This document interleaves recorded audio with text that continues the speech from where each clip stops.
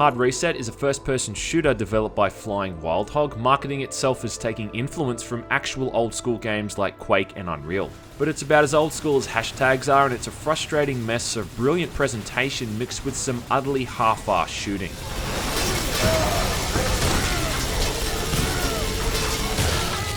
Now, I can't think of any other game I've had such a love-hate relationship with. One minute I want to rip my monitor out of the wall and throw it out the window, and other moments I have a huge grin across my face because of how chaotic and enjoyable the whole thing is. The story itself is kind of boring and stupid. You're a guy named Major Fletcher whose role and backstory is never really explored all that much, going into a city called Bezoar because a bunch of robots are running around and killing people. You're chasing after a mad scientist who you think is behind it, or something along those lines. Son of a... It's not going to win any awards for the story or the voice acting, but one thing that has to be said about the game and something they've really nailed is the presentation. Hard Reset looks amazing. It's got a really cool cyberpunk setting, and a whole kind of Blade Runner vibe going on with the aesthetic and the design of the city. Throughout the environment there's a whole heap of destructible elements that become very crucial to use during combat, and when you're blowing up explosive barrels and shooting electrical conduits as particles are flying all across the screen, it really does look impressive. On top of that, it can handle a fair amount of enemies on the screen without the frame rate going too low. Cinematics in between missions are hand-drawn comic book style visuals that honestly look like artwork they'd use as a draft, but it's just there to fill in the loading screens and keep you updated on what little plot there is.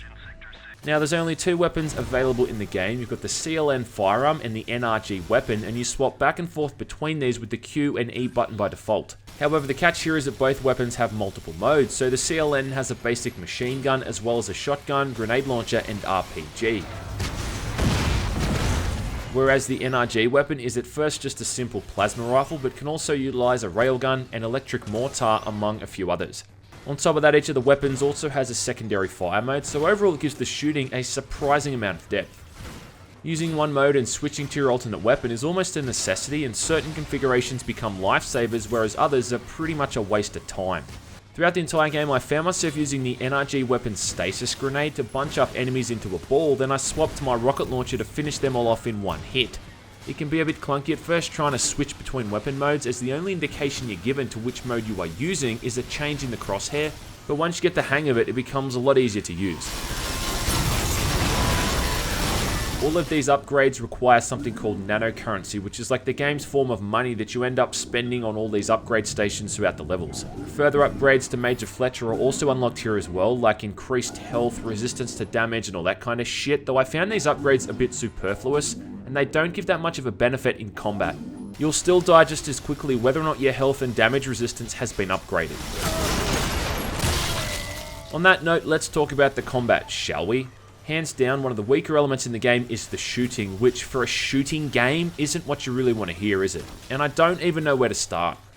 To begin, how about the fact that almost every single enemy in this game is a goddamn bullet sponge? I mean, even the most basic enemy types. You're frequently fighting droves of smaller robots that run right up to you and just mash themselves into you for a damaging melee attack, and they can soak up a fair amount of damage. As much as a few seconds of sustained fire from your machine gun and 2 or 3 shotgun blasts. There's a large robot type that charges into you and knocks you back, and these pricks can survive 4 or 5 rockets and upwards of as many railgun shots. Every single enemy type in this game is an absolute prick. You see, Sunny Jim, Hard Reset is one of those shooting games that tries to supplement its difficulty by just throwing a bazillion enemies at you at any one time. There's nothing fair about fighting a dozen enemies in a confined environment, and it's the cheapest, most irritating way to make a game difficult. Half the time too, when you enter a new area, the door behind you conveniently locks itself, so you've got nowhere to retreat to, just leaving you in this broom closet of a space. The only way you can move on to the next area is to kill all the enemies, then the button that opens the door or turns the force field off or whatever will conveniently allow you to activate it. You move into the next area and you do it all over again. Now, if this sounds tiresome, that's because it is.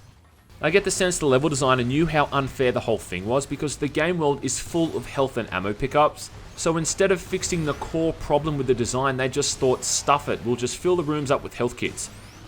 I had similar problems with the Shadow Warrior reboot, which, wouldn't you know, was also developed by Flying Wild Hog, though admittedly with Shadow Warrior the environments are a lot more opened up, so this doesn't happen quite as often.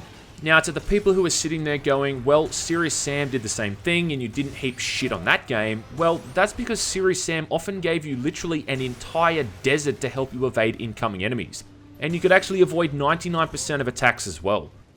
As a result of these smaller environments, circle strafing is far less effective as you'll still take damage despite constantly being on the move. Platforming also suffers because you can't sprint and jump at the same time, and there's often invisible barriers stopping you from getting too creative. Did I mention the game also has an inconsistent checkpoint system? Fun fact, the developers didn't exclude them because of a design choice, they excluded them because they didn't know how to make them work with their engine. I'm not kidding, they literally said they didn't include quick saves because it was too hard. Yeah, righto. And how about how the whole screen shakes like it's having a seizure when you're firing certain weapons? Like it wasn't hard enough to see as is with all the shit exploding around you constantly. Now my screen needs to jitter and shake when I fire my weapons. Now I know that every time I bring up difficulty in my reviews that there's the usual crowd of naysayers who just insist I'm not good at the game, but that's really not the case. Yes, those proper old school games were hard as balls, but when you died it was your fault. A lot of the deaths in Hard Reset feel like they're out of your control, and I think that's what its biggest problem is.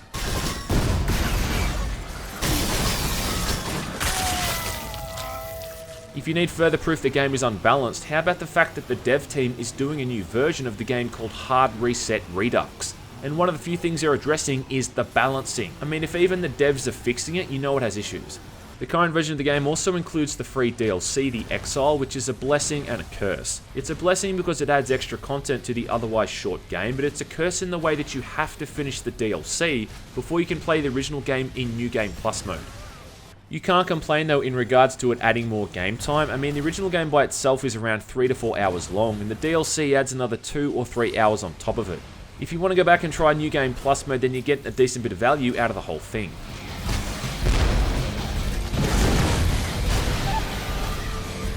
I give Flying Wild Hog credit for trying something different, but there ain't all that much that's old school with Hard Reset. Old school games didn't lock you in a small room and spawn in waves of enemies when you flicked a switch.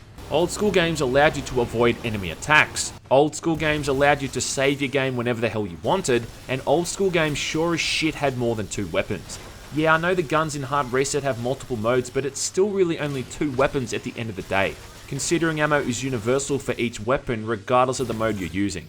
I don't think Hard Reset is a bad game, but it really is plagued by some horrible balancing issues and what I consider to be an often genuinely unfair difficulty. I'm interested in getting my hands on the Redux version to see if they're able to fix all these problems, because the other aspects of the game, the visuals, the sound and the music, are of a pretty high standard for the most part. But the original game is something I just can't really recommend, and if you want an old school shooter, just go and play an actual old school shooter.